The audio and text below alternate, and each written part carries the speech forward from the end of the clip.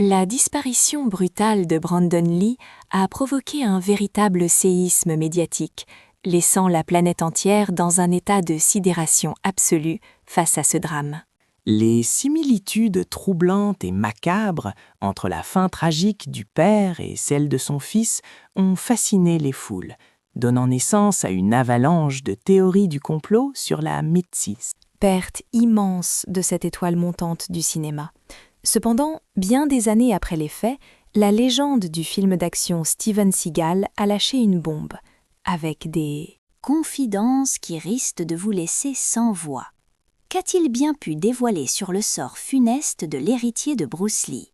Et pourquoi ces propos résonnent-ils encore aujourd'hui avec autant de force? Restez connectés, car nous allons creuser au-delà des apparences pour mettre en lumière une vérité qui fait froid dans le dos. Mais avant tout, revenons sur le parcours du légendaire Bruce Lee. Une existence hors du commun, mêlons la philosophie des arts martiaux à la gloire d'Hollywood. Évidemment, il est impossible d'ignorer la fin soudaine et terrifiante de cette figure. Iconique de la pop culture. Le mystère qui plane encore sur le décès de Bruce Lee reste entier. Lui, dont le nom est à jamais gravé au panthéon des arts martiaux et de l'innovation. Au grand écran, il a marqué l'histoire de son empreinte indélébile et sa mort précoce en ce fatidique mois de juillet 1973 a été immédiatement enveloppé d'un voile de secret, alimentant les rumeurs les plus folles. Officiellement, le rapport d'autopsie a attribué la mort de Lee à un œdème cérébral sévère, déclenché par une réaction allergique fatale à un simple analgésique ingéré pour calmer une migraine. Pourtant, les détails précis de ces derniers instants étaient pour le moins suspects. Lee se trouvait alors au domicile de l'actrice Betty Ting-pei lorsqu'il a mentionné souffrir de maux de tête intenses. Après avoir avalé un cachet, il s'est allongé pour une sieste supposée réparatrice, mais ne s'est malheureusement plus jamais relevé.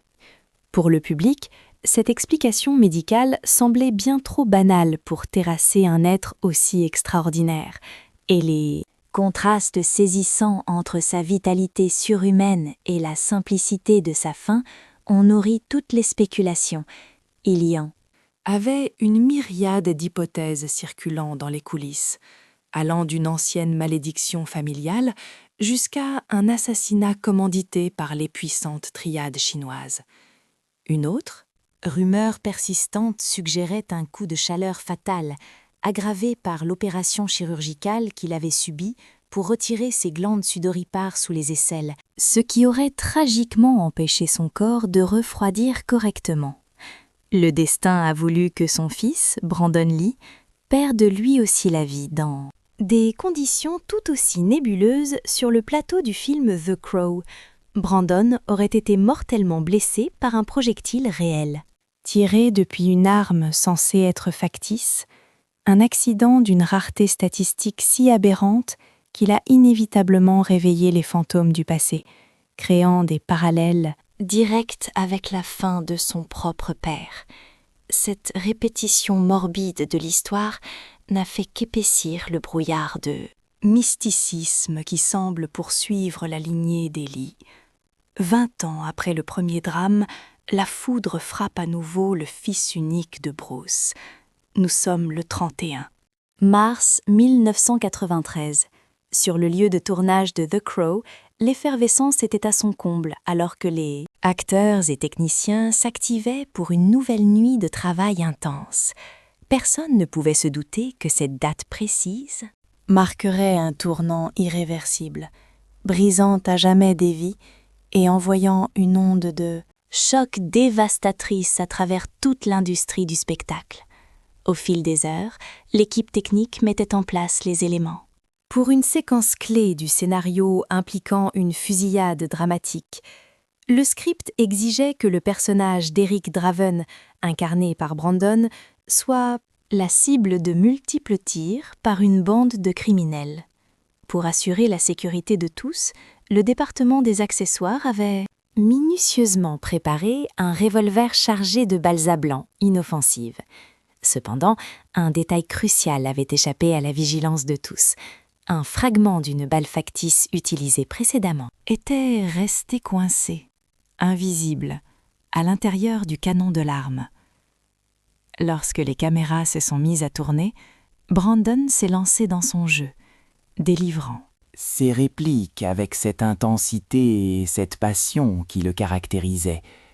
Au moment critique de la scène, l'acteur jouant l'antagoniste a pressé la Gâchette, et le coup est parti. Brandon a trébuché vers l'arrière, ses mains agrippant son abdomen. Dans les premières secondes, tout le monde sur le plateau a cru assister à une performance d'acteur magistrale. Mais lorsque son corps s'est affaissé lourdement sur le sol sans plus bouger, il est devenu évident que l'horreur venait de se produire. Un vent de panique et de confusion totale a balayé le studio alors que les membres de l'équipe accouraient vers Brandon, réalisant avec effroi qu'il avait été réellement touché par un projectile.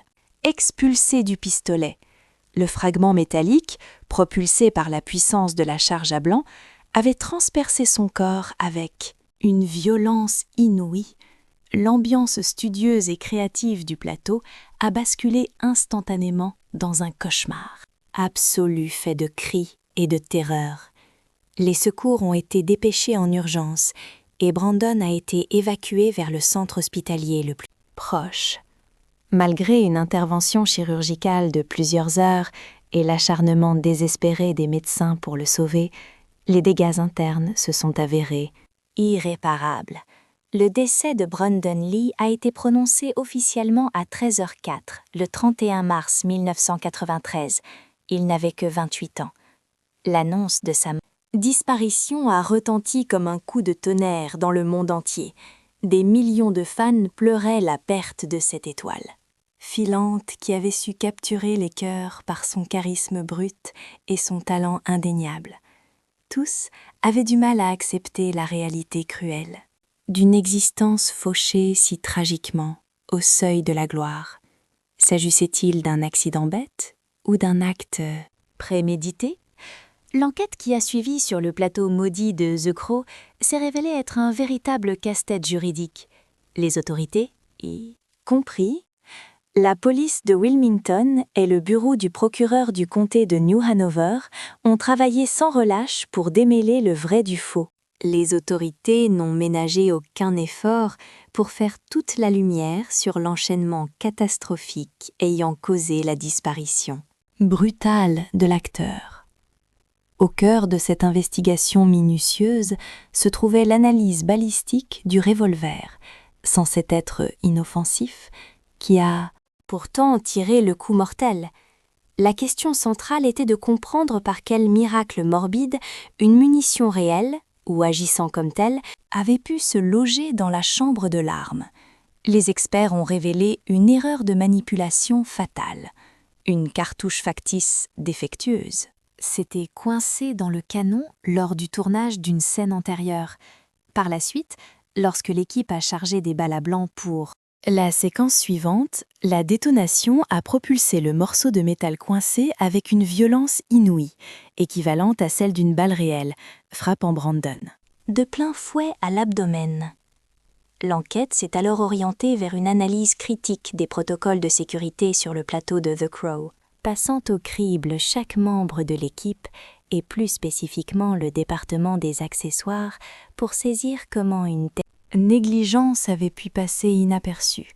Il est rapidement apparu que la chaîne de communication était brisée et que les contrôles de sécurité étaient scandaleusement laxistes. Le responsable des accessoires, garant de l'intégrité physique des acteurs lors de l'usage d'armes, a admis ne pas avoir inspecté l'intérieur du canon avant de remettre l'arme pour le tournage, une faute professionnelle. Lourde de conséquences. Les enquêteurs ont également scruté les réactions et les gestes des autres comédiens et techniciens présents, s'appuyant sur des témoignages oculaires poignants pour reconstruire la chronologie exacte du drame. La conclusion officielle a écarté la thèse du complot ou de l'acte malveillant envers Brandon Lee, qualifiant l'affaire d'homicide involontaire résultant d'une somme d'erreurs humaines tragiques. Cependant, au fil des investigations, plusieurs facteurs aggravants ont été mis en lumière, remettant profondément en cause les standards de l'époque. La présence même d'armes à feu authentiques sur les plateaux, même chargées à blanc, est devenue le sujet d'un débat houleux. De nombreuses voix influentes au sein de l'industrie cinématographique ont commencé à plaider pour l'interdiction totale des armes fonctionnelles, suggérant que des répliques inactives et des effets spéciaux seraient suffisants pour éviter qu'un tel cauchemar ne se reproduise. Ce drame a souligné l'urgence absolue de réformer. Protocole et d'imposer une formation drastique aux équipes techniques. Des recommandations ont été émises pour que les maîtres armuriers possèdent des certifications spécialisées et obligatoires en sécurité balistique, et surtout qu'un système de double, voire triple vérification soit instauré pour s'assurer qu'aucune munition active ne puisse jamais franchir les portes d'un studio. Le décès tragique de Lee a marqué un tournant historique, forçant l'industrie du divertissement à réécrire ses règles de sécurité. Concernant les armes à feu, cette tragédie a agi comme un électrochoc violent pour le tout Hollywood, provoquant une prise de conscience généralisée et l'application de directives beaucoup plus sévères sur les tournages de cinéma et de télévision. Parallèlement, l'affaire a pris une autre tournure avec les déclarations choc de Steven Seagal. Lors d'une entrevue sans filtre, la star du film d'action a partagé son analyse, exprimant son incrédulité totale lorsqu'il a appris la version initiale, prétendant que Lee avait été tué par une simple balle à blanc. Le scepticisme immédiat de Seagal reposait sur sa propre expertise massive en matière d'armement et sa connaissance des coulisses d'Hollywood, ce qui l'a poussé à rejeter catégoriquement le récit officiel présenté dans les premières heures. Fort de son expérience, il a prédit avec une assurance troublante qu'une autopsie et une enquête sérieuse finirait par prouver la présence d'un corps étranger solide, un projectile, dans la dépouille de l'acteur. Bien que ces théories aient été initialement balayées par les autorités, l'histoire a fini par lui donner raison lorsque les rapports ont confirmé qu'une balle avait bel et bien été extraite du corps de Brandon. Ces révélations laissaient supposer que Seagal possédait une compréhension bien plus fine des zones d'ombre entourant cette mort prématurée, et il a même laissé entendre à demi-mot qu'il détenait peut-être des informations privilégiées sur l'enchaînement réel des faits. Cette déclaration, teintée de mystère, a ajouté une couche d'énigme à un incident déjà incompréhensible, poussant le public et les fans à s'interroger sur la portée réelle des intuitions de l'acteur. L'impact émotionnel de la perte de Brandon sur Seagal était palpable, ce dernier confiant avoir traversé de longues nuits d'insomnie, hanté par l'injustice de la situation. Voir un jeune talent si prometteur s'éteindre dans des circonstances aussi absurdes a profondément remué Seagal, faisant écho à ses propres expériences de danger sur les plateaux.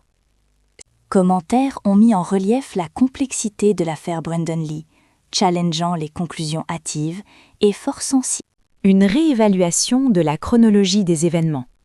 La perspective d'initié qu'apportait Seagal, couplée à sa conviction inébranlable qu'il ne s'agissait pas d'un simple accident de poudre, a ouvert une toute nouvelle dimension dans le débat public. Alors que le monde du cinéma luttait pour accepter les conséquences de ce drame, les observations de Seagal ont servi de rappel brutal. Il est vital de ne jamais se contenter des explications de surface et de toujours exiger une vérité absolue face à la tragédie. Même si l'ampleur exacte de ce que savait vraiment Steven Seagal reste à ce jour un sujet de fascination.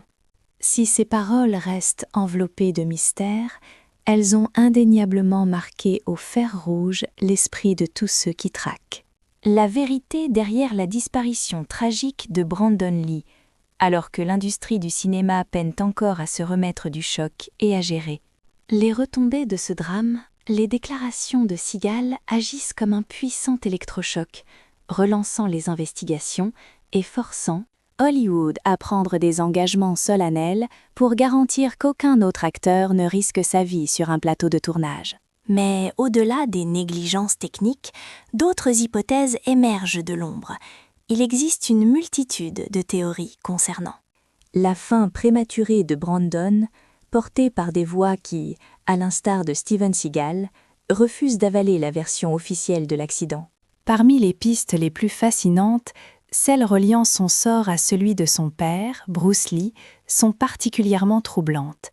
Les similitudes entre la mort brutale du père et celle du fils sont si frappantes qu'elles glacent le sang, poussant de nombreux observateurs à évoquer l'existence d'une terrible malédiction ancestrale planant sur la lignée. Ces échos macabres entre leurs deux destins brisés alimentent depuis des décennies les conversations les plus passionnées, captivant aussi bien les fans inconditionnels que les amateurs de complot. Bruce Lee, cette icône absolue des arts martiaux, nous a quittés en 1973, à seulement 32 ans, alors qu'il touchait du doigt la gloire éternelle. Sa mort, soudaine et entourée d'un voile opaque, officiellement causée par un œdème cérébral, a laissé la planète entière dans un état de sidération, assoiffée de réponses qui ne sont jamais venues. Avancé de 20 ans, et l'histoire bégaye.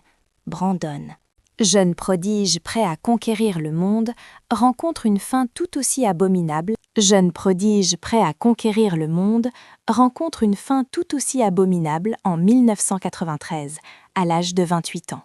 La ressemblance ? Cette spectrale entre le père et le fils ne se limitait pas à leur amour pour le combat et la caméra. Ils partageaient une aura presque surnaturelle, un charisme magnétique qui fascinait et attirait irrésistiblement les foules vers eux. Ils incarnaient tous deux une passion dévorante pour leur art, suscitant une vénération quasi religieuse de la part d'eux, leur père et de leur public. Pourtant, c'est bien la nature suspecte de leur trépas qui a cimenté la légende. D'un mauvais œil familial, la fin du Petit Dragon était déjà nimbée de secrets, avec des bruits de couloir persistants, parlant d'assassinat et de dissimulation au plus haut niveau. De la même manière, l'incident qui a coûté la vie à Brandon sur le plateau de The Crow défie l'entendant. Comment imaginer qu'une arme de cinéma, censée être inoffensive et chargée, à blond, puisse projeter un véritable projectile et abattre l'acteur principal ? L'hypothèse d'une malédiction qui traque le clan Lee se nourrit de ces coïncidences effrayantes. Le père comme le fils ont été fauchés, en pleine ascension, alors qu'ils travaillaient sur les œuvres qui allaient définir leur légende. Bruce venait de boucler Opération Dragon, le film qui allait le consacrer comme le maître incontesté du genre. Tandis que Brandon donnait tout pour The Crow, une adaptation gothique et viscérale de comics. Qui devait être son grand tremplin vers la célébrité. Plus inquiétant encore, le calendrier semble s'acharner. Bruce nous a quittés un 20 juillet et Brandon a rendu son dernier souffle un 31 mars, à peine quelques mois avant le 20e anniversaire de la disparition de son père. Ce concept de fatalité héréditaire n'est pas exclusif au Lee. L'histoire est pavée de récits de dynasties apparemment maudites, poursuivies par le malheur génération après génération. Prenons l'exemple des Kennedy, souvent cités comme l'archétype de la famille tragique, décimée par les assassinats politiques et les accidents, comme le crash d'avion fatal de John F. Kennedy Jr. Tout cela donne du grain à moudre à ceux qui croient en l'intervention de forces obscures. Dans le dossier des Lee, l'impact colossal de leur tragédie sur la culture pop pousse inévitablement à se demander si une main invisible n'a pas écrit ce scénario catastrophe. Néanmoins, au milieu de ce tourbillon de rumeurs, une vérité demeure inébranlable, l'héritage laissé par Bruce. Et Brandon continue d'illuminer la vie de millions de personnes et leur empreinte indélébile sur les arts martiaux. Et le cinéma ne s'effacera jamais. Malgré cela, le mythe de la malédiction a fini par mener sa propre existence, inspirant une pléthore de livres, de documentaires chocs et d'œuvres de fiction. Certains théoriciens avancent que cette punition divine trouverait ses origines dans le mysticisme chinois, en brisant le tabou d'enseigner les secrets du kung-fu aux occidentaux. Bruce Lee aurait attiré sur lui et sa descendance la colère d'esprits vengeurs. Mais cette explication mystique s'effondre vite quand on réalise que le reste de la famille Lee se porte bien. C'est là qu'intervient une autre piste, beaucoup plus terre-à-terre et effrayante, l'implication des triades. Cette théorie postule que tout... Comme pour son père, la mort de Brandon n'était pas un accident de tournage, mais l'exécution froide d'un contrat, commandité par la mafia chinoise. Selon cette version, l'organisation criminelle avait des intérêts financiers majeurs dans le monde du cinéma et percevait l'ascension de Brandon Lee comme un obstacle à leur mainmise et à leur pouvoir grandissant. Fils du mythique Bruce Lee, Brandon était bien plus qu'un simple héritier. Il s'apprêtait à devenir une superstar mondiale, prêt à graver son propre nom dans la légende. Il menaçait même d'éclipser l'aura gigantesque de son père, une ascension fulgurante qui aurait, selon les rumeurs, inquiété la pègre, effrayée par le pouvoir grandissant du clan Lee à Hollywood. Ces organisations criminelles auraient alors décidé d'intervenir radicalement. Bien que cela puisse paraître absurde pour le commun des mortels, les rapports officiels racontent une toute autre histoire. Il conclut à un tragique accident causé par un projectile coincé dans un revolver d'accessoires. Mais une partie du public refuse d'avaler cette pilule, persuadée qu'il ne s'agissait pas d'une simple erreur. Pour eux, c'est un sabotage froidement calculé. La théorie veut que des agents de la mafia aient infiltré le plateau de tournage pour trafiquer l'arme fatale à l'insu de tous.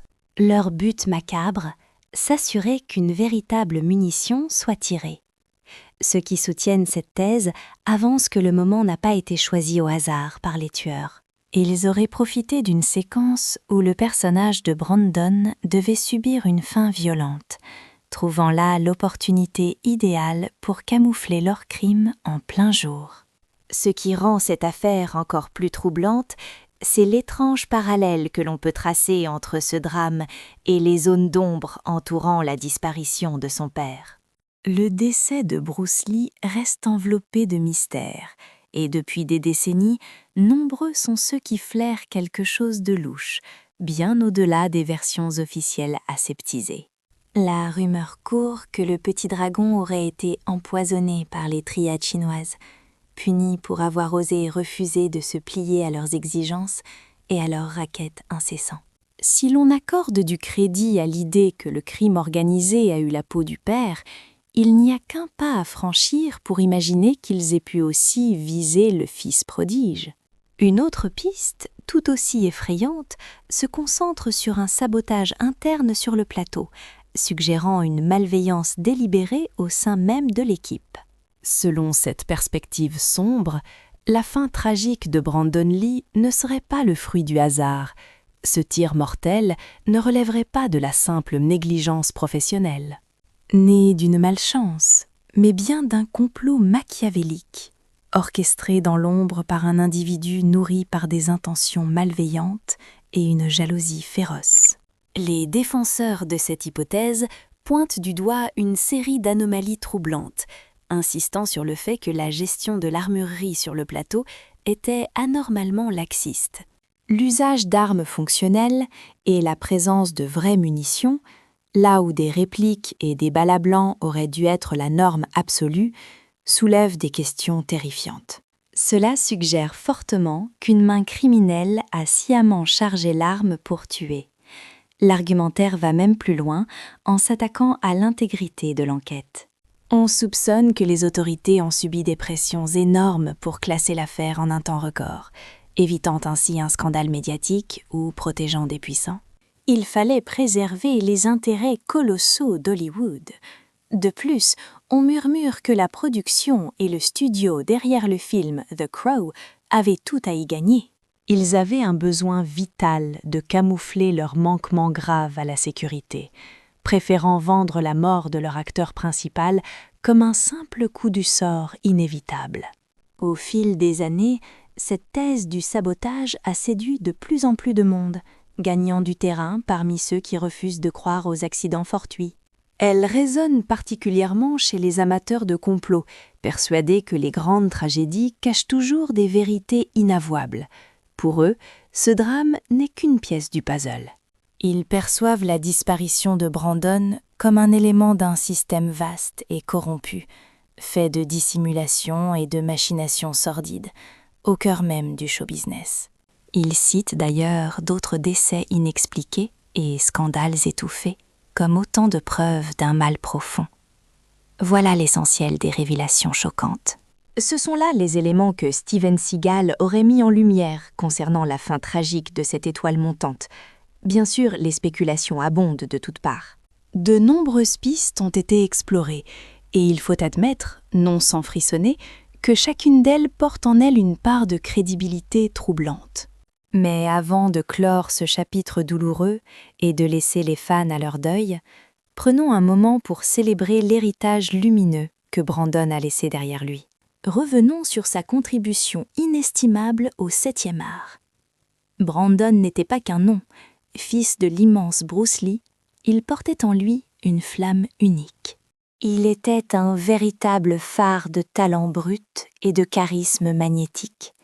Venu au monde en février 1965, il avait ça dans le sang. Il a reçu en héritage la passion dévorante de son père pour le combat et la scène.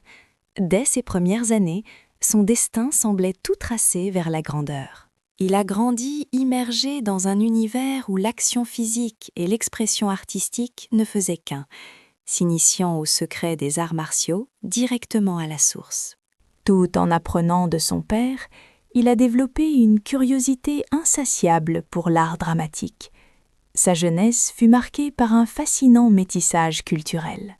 Baigné d'influences entre Orient et Occident, il a passé ses années formatrices à voyager entre l'effervescence de Hong Kong et le rêve américain. Absorbant avidement la richesse de ces deux mondes, cette éducation singulière a posé les fondations solides de son identité artistique et personnelle. Cela a forgé une personnalité aux multiples facettes, capable de toucher le public en plein cœur et d'offrir une vision fraîche et moderne de son art. En mûrissant, sa dévotion pour la voie du guerrier n'a jamais vacillé. Il s'est astreint à un entraînement spartiate, explorant de nombreuses disciplines de combat. Du kung-fu Shaolin au Muay Thai, en passant par le Wing Chun et bien d'autres styles, il a tout étudié avec une rigueur absolue et une soif d'apprendre. Ses mentors étaient souvent d'anciens disciples de son père, garantissant ainsi que la philosophie et l'essence pure du Jeet Kune Do soient préservées et transmises. Cette transmission sacrée a nourri son âme d'artiste. L'aventure de Brandon dans le monde du spectacle a débuté sur les planches universitaires, loin des caméras. Il a ensuite poli son talent brut au sein du très prestigieux Lee Strasberg Theatre and Film Institute à New York, une référence absolue pour les acteurs.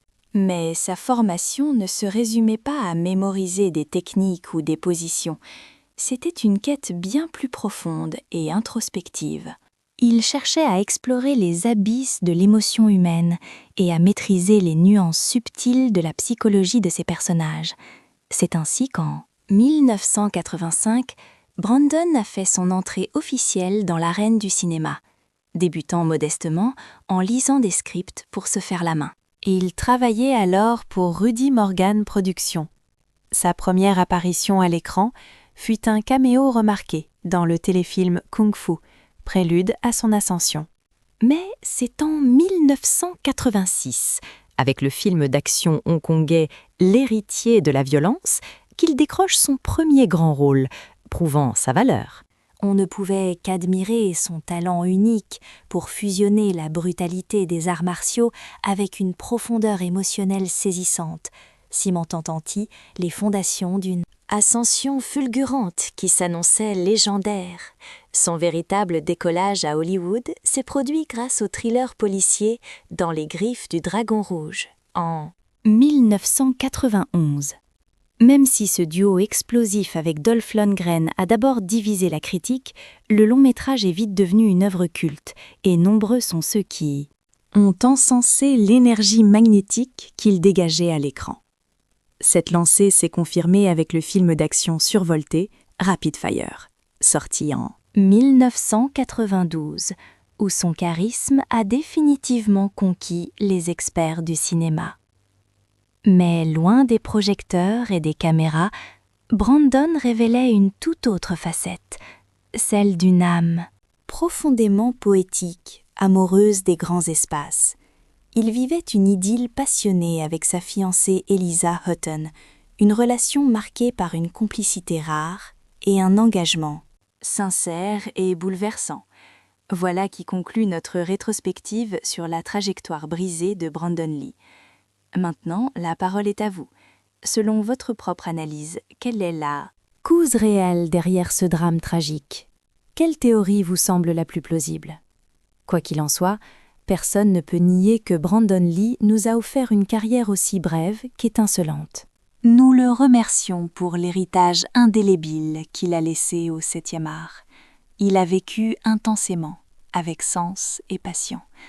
N'oubliez pas de vous abonner pour découvrir d'autres révélations obscures et fascinantes sur le destin de vos stars préférées.